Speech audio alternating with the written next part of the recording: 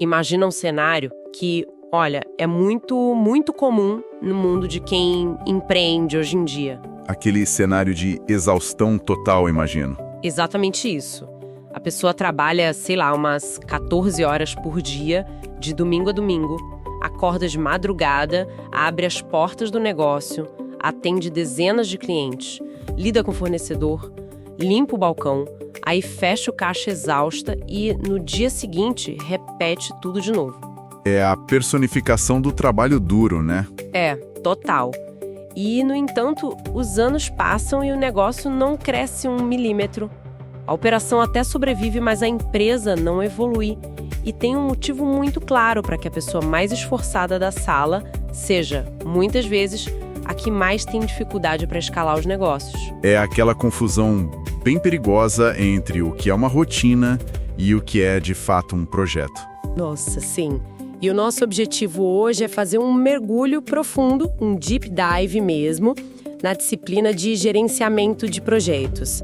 A missão aqui é pegar um conhecimento que nasceu para coordenar missão espacial e mega obras de engenharia lá na década de 60 e traduzir os mecanismos disso para a realidade de quem atua como microempreendedor individual. O famoso MEI, né? Isso, para a realidade do MEI ou de quem gerencia uma microempresa. A ideia é a gente entender como parar de apenas ficar apagando incêndio e começar a construir alavancas reais de produtividade para quem está nos ouvindo. E essa imagem inicial da pessoa exausta ilustra perfeitamente o problema central, sabe? Porque tem uma crença muito generalizada de que o suor por si só gera crescimento. Mas a rotina operacional, esse ciclo infinito de abrir, vender e fechar, é só o que mantém a máquina funcionando. Ela só preserva ali o status quo. Já um projeto tem uma natureza fundamentalmente oposta. Ele é um agente de mudança. Porque ele tem um fim, né? Exato. Por definição, um projeto é um esforço temporário. Tem começo, meio e fim rigorosamente estabelecidos. E é desenhado para criar um produto, um serviço ou um resultado único. Gostar da rotina é essencial, óbvio, mas é o gerenciamento de projetos que muda a empresa de patamar. Para deixar isso bem palpável para quem está escutando a gente, vamos construir um exemplo aqui. Pensa numa padaria de bairro. O padeiro sovar a massa, assar as fornadas e vender o pão francês ali todo santo dia? Isso não é um projeto. Não, isso é a pura operação. Pois é. Mas se essa mesma padaria decide abrir uma segunda unidade num outro bairro, ou, sei lá, reformar fachada, ou ainda lançar um e-commerce de pães artesanais para entregar na cidade toda, aí sim estamos falando de projetos. Com certeza. São iniciativas que fogem do dia a dia, né? Elas exigem um orçamento próprio, um cronograma isolado e vão gerar algo que não existia antes ali na empresa. Essa distinção é a base de absolutamente tudo. A rotina é o que paga a conta de luz do mês atual. O projeto é o que garante que a empresa ainda seja relevante daqui a 5 anos. E quando um pequeno empreendedor percebe isso, geralmente ele entra num estado de euforia criativa, sabe? Chove ideia de repente. Exato. Surgem 10 ideias de projetos por semana. Só que o problema é que os recursos de um pequeno negócio, como tempo, caixa e energia mental, são brutalmente limitados. É fisicamente impossível executar tudo. O que leva a gente direto para um funil de decisão, né? E aí, lendo o nosso material base, eu vi um conceito da economia formulado pelo von Wieser, ainda no finalzinho do século XIX, que é o custo da oportunidade. Conceito clássico. Sim, e no contexto de um pequeno negócio, isso significa que escolher um projeto é, obrigatoriamente, assassinar várias outras ideias. Tipo, se a padaria decide investir o caixa guardado na abertura da segunda unidade, ela está dizendo não para a reforma da loja atual, está dizendo não para a compra de fornos modernos e não para contratar uma agência de marketing. O custo da oportunidade é literalmente o valor daquilo que foi deixado para trás. É a alternativa da qual a empresa abriu mão.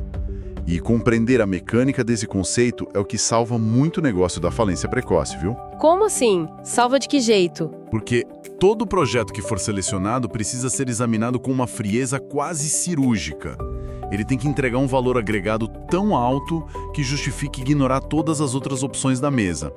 E mais do que isso, o projeto precisa estar alinhado com a visão de longo prazo do negócio. Iniciar um projeto só porque parece uma ideia divertida ou porque o concorrente está fazendo, se não avaliar o custo da oportunidade, é queimar o ativo mais valioso que o pequeno empreendedor possui. Agora, trazendo isso para a realidade nua e crua de um MEI. Essa pessoa muitas vezes é uma urgência, né? Uma agência de uma pessoa só. Total. Ela opera o maquinário, responde os clientes no WhatsApp, faz o marketing no Instagram e ainda emite a nota fiscal no fim do dia.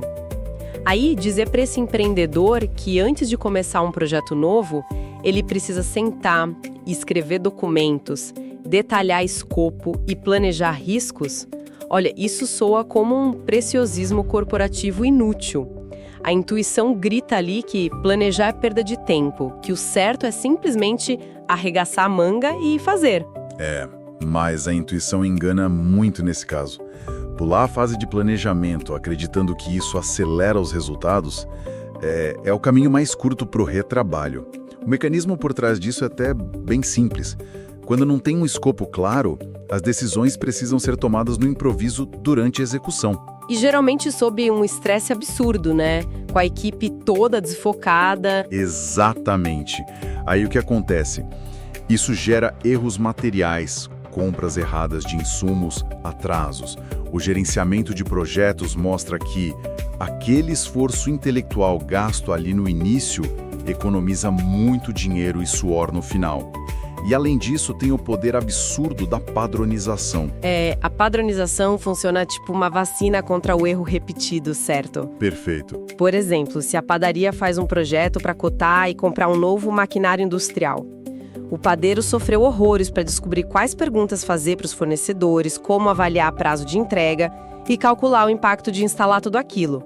Se ele documenta isso de um jeito simples, ele acabou de criar um template, um modelo. É a famosa lição aprendida. Isso, porque aí quando, daqui a 2 anos ele precisar comprar expositores refrigerados, ele não vai partir do zero. A biblioteca de conhecimento da empresa já existe. Esse é o ponto central de eficiência.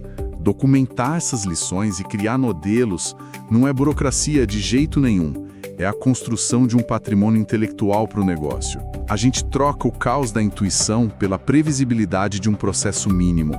E é isso que permite ao empreendedor conseguir delegar tarefas no futuro. Verdade.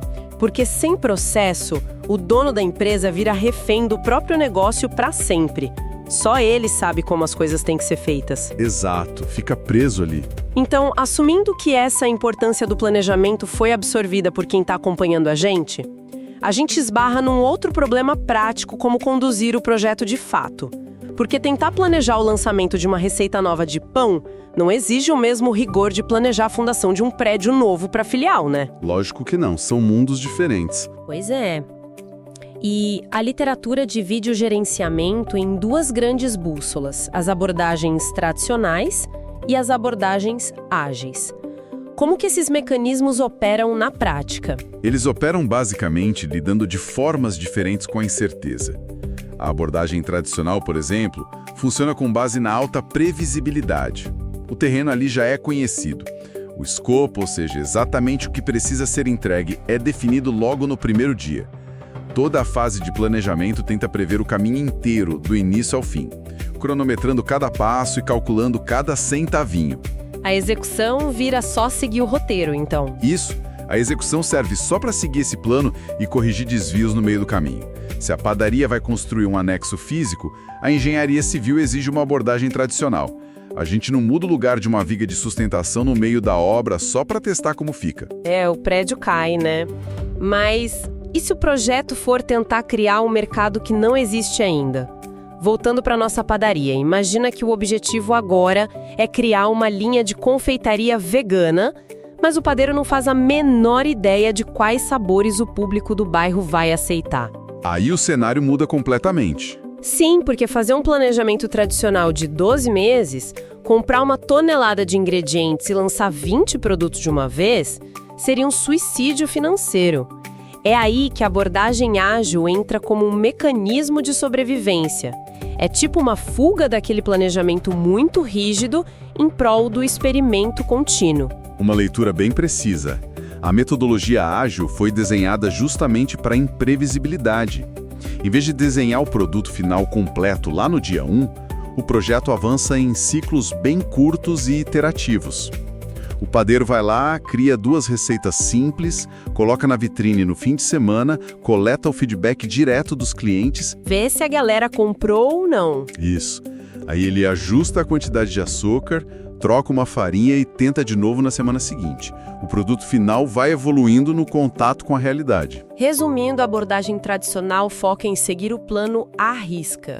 Já a abordagem ágil foca em adaptar-se à mudança de forma muito rápida, o que é vital para desenvolver nova tecnologia ou testar mercados meio desconhecidos. Ter essas 2 abordagens em mente é excelente, mas eu acho que a gente precisa entender a estrutura por trás disso, porque lendo sobre a história do gerenciamento, é impossível não esbarrar num vocabulário que é muito específico, aquela sopa de letrinhas. Ah, siglas, né? Sim. E o principal deles é o PMBOK, mantido pelo PMI, que é o Project Management Institute. E pelo que eu entendi da leitura, esse instituto surgiu lá no finalzinho da década de 60 nos Estados Unidos. A indústria aeroespacial estava num crescimento gigante, o homem estava indo para a Lua e os governos precisavam de um controle insano. Imagina garantir que peças construídas por 1000 fornecedores diferentes se encaixassem no foguete sem explodir. O desafio era brutal. Brutal. Mas me tira uma dúvida. Como que um guia que foi criado nesse contexto tão específico se aplica hoje a um pequeno negócio? O grande segredo do guia PMBOK, que, só para traduzir a sigla, significa Conjunto de Conhecimentos em Gerenciamento de Projetos, é que ele não é um manual de instruções engessado. Ele é um compilado das melhores práticas mundiais. O que o Instituto fez foi simplesmente observar o que dava certo em todas as indústrias e isolar a essência desse sucesso. Então ele tira a complexidade e deixa só a base. Basicamente. E a maior contribuição desse guia para qualquer empresa, não importa o tamanho, é estabelecer o ciclo de vida do projeto. Ele divide isso em 5 fases lógicas e indispensáveis. E a falha de muitos microempreendedores ocorre exatamente por pular a primeira fase. Que é a fase de iniciação. Exato. E é super interessante observar por que as pessoas pulam essa fase. Geralmente é porque ela parece muito abstrata. A iniciação não é sobre começar a trabalhar de fato, colocar a mão na massa. É sobre autorizar o projeto e definir por que ele existe em primeiro lugar. É o momento das perguntas difíceis. Tipo, se a padaria vai abrir uma filial, a iniciação responde qual é a dor do mercado que a gente está resolvendo, temos capital para iniciar? Porque sem essa fase, os projetos nascem só de impulsos momentâneos e perdem o sentido no meio do caminho. Com certeza. Sem a iniciação formal, o projeto fica sem fundação. Aí logo depois dela, a gente entra no planejamento, que é o detalhamento do como, quando e quanto isso vai custar. É o desenho do cronograma e a análise de riscos em si. A terceira fase já é a execução, que é onde os recursos são finalmente aplicados e o trabalho braçal acontece. Só que, simultaneamente à execução, a gente tem a quarta fase, que é o monitoramento e controle. E aqui vale destacar algo fundamental para quem está acompanhando a gente. Monitoramento não é uma etapa que acontece depois que tudo está pronto. Não, de forma alguma. Ela tem que correr em paralelo com a execução. É a verificação diária. Se o padeiro planejou que a reforma da loja levaria 10 dias e gastaria 10 mil reais, lá no terceiro dia ele precisa checar. Gastei 3 mil e 30% da obra está pronta. Porque se ele gastou 5 mil e só 10% do chão foi trocado, o projeto está sangrando. O monitoramento permite estancar esse sangramento antes que o caixa acabe. Essa correção de rota em tempo real é o coração do controle. E aí, por fim, temos a fase de encerramento. Muitos comemoram quando o trabalho acaba e simplesmente esquecem de encerrar o projeto de forma formal. Mas o encerramento envolve avaliar o que deu errado, arquivar os contratos, documentar as lições aprendidas e oficializar a entrega. Pensar nessas 5 fases já organiza demais a mente.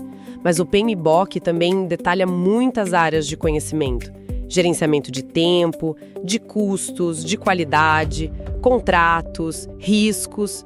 Olha, para uma equipe enxuta, isso pode gerar uma baita paralisia por análise. É muita informação para digerir. Demais. E uma alternativa elegante que eu vi que simplifica muito essa dinâmica é o ciclo PDCA. Em vez de 10 áreas super complexas, o PDCA quebra a melhoria contínua em 4 verbos de ação bem práticos: planejar, fazer, checar e agir. O famoso Plan, Do, Check, Act. Isso, sendo que o checar e o agir são exatamente aquele monitoramento que a gente falou, mas traduzido de uma forma bem simples para quem não tem uma equipe dedicada. O PDCA é brilhante justamente por essa simplicidade. E se a gente for condensar o gerenciamento em passos vitais para um pequeno negócio conseguir sobreviver, o foco tem que recair sobre os mecanismos de defesa. O primeiro passo vital é definir o escopo. O escopo é tipo um muro de contenção do projeto. Protege as bordas, né? Isso. Imagina que você contrata um pedreiro para reformar um balcão. E no meio da obra pede para ele pintar uma parede de brinde e depois arruma também o encanamento. O escopo inchou. O orçamento estoura imediatamente e o prazo desaparece. Então defender o escopo é defender o dinheiro da empresa. E claro, junto com isso vem a antecipação de riscos. Nossa, a gestão de riscos é fascinante.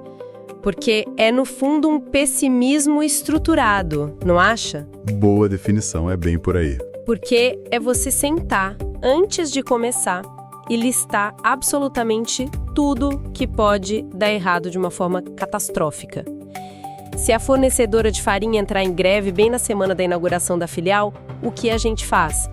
Ter um plano B pré-estabelecido custa só algumas horinhas de reflexão, mas no meio de uma crise pesada é o que impede que o negócio feche as portas. O risco não gerenciado é o que quebra a microempresa. Pensa bem, as grandes empresas têm reservas de emergência gigantescas. O pequeno negócio não. Um atraso de 30 dias numa obra pode significar um mês pagando aluguel sem faturar R$1. E esse pessimismo estruturado garante que, se o pior cenário se materializar de fato, o empreendedor já tem a resposta desenhada, o que evita aquele pânico total. E isso tudo conecta com o fator mais instável de qualquer projeto, que são as pessoas.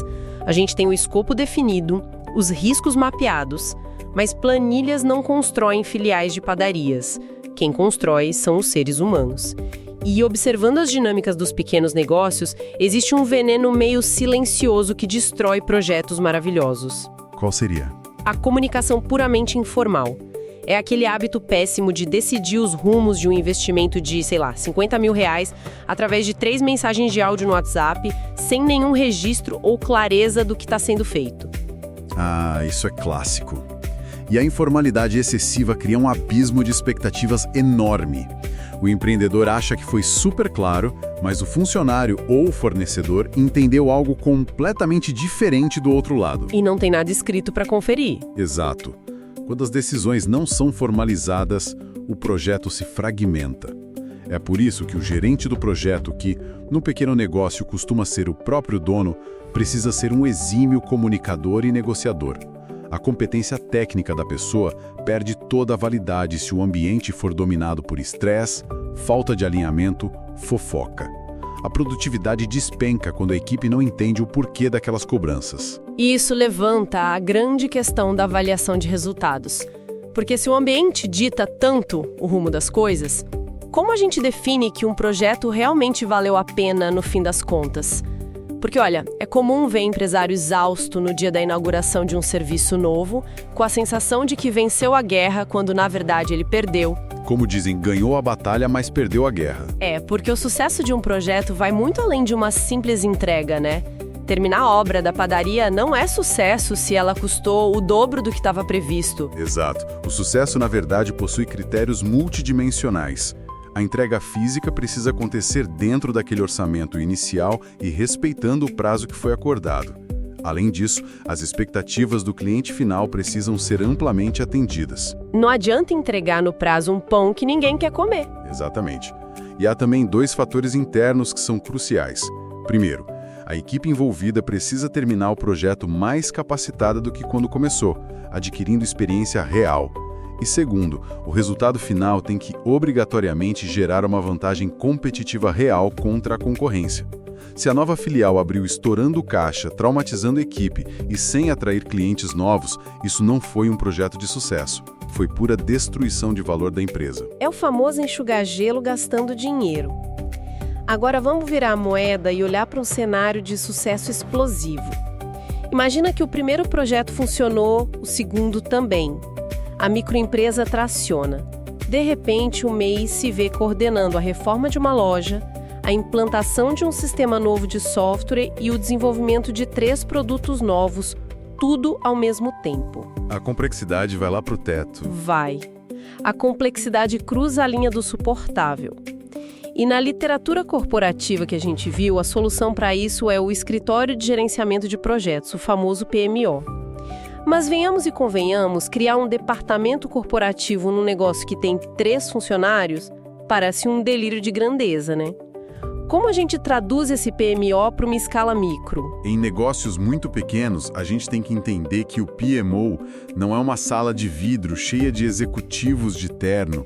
O PMO é mais um chapéu que o empreendedor ou um sócio veste de forma intencional e bem estruturada. Um papel que a pessoa assume. Isso. Ele opera como uma disciplina evolutiva e podemos dividir isso em 3 níveis de maturidade que o próprio dono vai alcançando com o tempo. O nível 1 é puramente o chapéu do controle administrativo. O empreendedor tira ali umas 2 horas toda sexta-feira só para olhar o andamento dos projetos e registrar o que foi feito. É o nível mais básico de manter a casa em ordem. Entendi. Seria tipo o guarda de trânsito. Ele não diz para onde os carros vão, ele só garante que ninguém bata no meio do cruzamento. E qual seria o nível 2? O nível 2 é quando o empreendedor começa a padronizar o caos. Ele cria aqueles modelos de templates que a gente citou antes. Ele desenvolve uma metodologia própria para o negócio. Ele passa a dar um suporte ativo à sua pequena equipe, ensinando como usar um software de gestão de tarefas ou como preencher um formulário de riscos. O foco nesse nível passa a ser garantir que todos na empresa falem a mesma língua na hora de executar o trabalho. E o topo dessa cadeia de maturidade, que seria o nível 3, é o chapéu estratégico, né? É o momento em que o dono da empresa para de olhar apenas para planilhas de tarefas e passa a olhar para a carteira de projetos sob a lente do impacto no negócio a longo prazo. Perfeitamente. Tipo, se a visão da empresa para daqui a 5 anos é ser 100% digital, o PMO de nível 3 vai ativamente cancelar qualquer projeto de expansão física, mesmo que ele pareça lucrativo a curto prazo. Ele alinha a execução do hoje com o destino final da empresa. Uma leitura brilhante. E olha, existe uma resistência muito forte a essa estruturação de processos quando a gente entra no território das startups. É verdade, a galera foge de regra. Foge. Tem uma falácia gigante de que as startups precisam ser ambientes de caos criativo constante, onde a inovação impera solta, e que qualquer tentativa de gerenciar o trabalho por meio de metodologias mais tradicionais vai matar a criatividade. Muita empresa que está nascendo evita o gerenciamento de projetos achando que isso vai engessar a agilidade delas. O que, ironicamente, é exatamente o que leva elas à falência rápida, né? A inovação exige gestão para conseguir sobreviver ao contato com a realidade comercial. Exatamente. Eu vi que existe um documento global que é focado na medição das atividades científicas e tecnológicas, chamado Manual de Oslo. E ele traz uma definição que, olha, derruba bonito esse mito do caos inovador. O manual esclarece que a inovação não é só inventar um aparelho tecnológico brilhante do nada. Inovar é a implementação bem-sucedida de um produto novo, de um método novo de marketing ou até de uma forma nova de organizar a empresa no dia a dia. E a palavra-chave que você usou aí é implementação. Ter uma ideia genial tomando banho no chuveiro é só invenção. Fazer essa ideia chegar à prateleira, no preço certo, resolvendo um problema real do cliente e ainda gerando lucro, isso sim é inovação. É a ponte, né? Sim. E a ponte entre a invenção e a inovação se chama gerenciamento de projetos. Sem cronograma, sem análise de custos e sem gestão de riscos, a ideia brilhante da startup morre na fase de testes, ou queima todo o capital de investimento sem lançar absolutamente nada de concreto no mercado. Processos adaptados à realidade do negócio não são o freio da inovação, de jeito nenhum. Eles são o trilho. Exato, são o trilho que permite que o trem da inovação atinja a velocidade máxima sem descarrilar na primeira curva. É uma mudança de paradigma essencial para quem empreende. E para a gente consolidar a nossa imersão de hoje, acho que o quadro geral se mostra bem cristalino. Gerenciar projetos não é abraçar uma burocracia inútil. É, na verdade, adotar um mecanismo de proteção para as melhores ideias que um pequeno empreendedor pode ter. Proteção é a palavra. Sim. A diferença entre o MEI, que trabalha 14 horas por dia e fica estagnado, e aquele que constrói um negócio sólido e escalável, não é a força de vontade pura e simples. É o domínio sobre escopo, risco e tempo. É aquela capacidade de tirar a empresa do ciclo hipnótico da rotina diária e focar energia em iniciativas temporárias que alteram para sempre o patamar da organização. Essa consolidação é fundamental de se entender. E olha, se a gente for levar a lógica desses mecanismos que exploramos hoje para sua consequência máxima, eu acho que abre espaço para uma observação bem peculiar. Opa, qual seria? A gente estabeleceu aqui que um projeto é um esforço temporário desenhado para gerar um resultado único, certo? E que a sobrevivência dele depende de uma análise rigorosa de riscos e de um controle firme do escopo, para não perder o foco. Esse é o resumo da ópera. Diante disso, é inevitável questionar por que a gente limita essas ferramentas só para o mundo dos negócios. Não daria para a gente aplicar essa mesma lente para nossa própria evolução pessoal ou para a construção da nossa carreira? Uau! É uma abordagem extremamente clínica da vida pessoal, mas que, nossa, explica perfeitamente por que aquelas clássicas resoluções de ano novo costumam fracassar antes mesmo do final de fevereiro. Pois é. A gente define, sei lá, que quer aprender um idioma novo ou mudar de área, mas trata isso apenas como uma intenção muito vaga. A gente até tem a ideia, estabelece um objetivo final, mas tem zero gerenciamento de riscos, nenhum marco de controle num cronograma e o escopo muda dependendo do nosso humor do dia. A mecânica do fracasso pessoal é a mesma de um negócio mal planejado. A proposta aqui seria encarar a trajetória pessoal como um grande portfólio de projetos estruturados. Se a gente aplicar o rigor das fases de iniciação, do planejamento, do monitoramento contínuo e encerramento lá nos nossos objetivos privados, talvez a gente descubra algo novo. Que a chave não é trabalhar mais duro. Exato, a chave para alcançar metas difíceis pode não ser apenas trabalhar com mais afinco. Pode ser simplesmente administrar os nossos próprios esforços com o mesmo grau de disciplina e de clareza tática que as organizações de alto impacto usam para conquistar o mercado. Olha, é um choque de realidade dos bons. Trocar aquela energia super caótica de uma promessa de ano novo por um plano de ação tático, monitorado ali semana a semana, e fica essa reflexão super profunda para quem nos acompanha sobre como os motores da eficiência corporativa podem ser adaptados para otimizar os nossos próprios resultados, tanto dentro quanto fora dos negócios. E com esse pensamento provocativo, a gente fecha o nosso mergulho profundo de hoje. Até a próxima. Expressa Arte.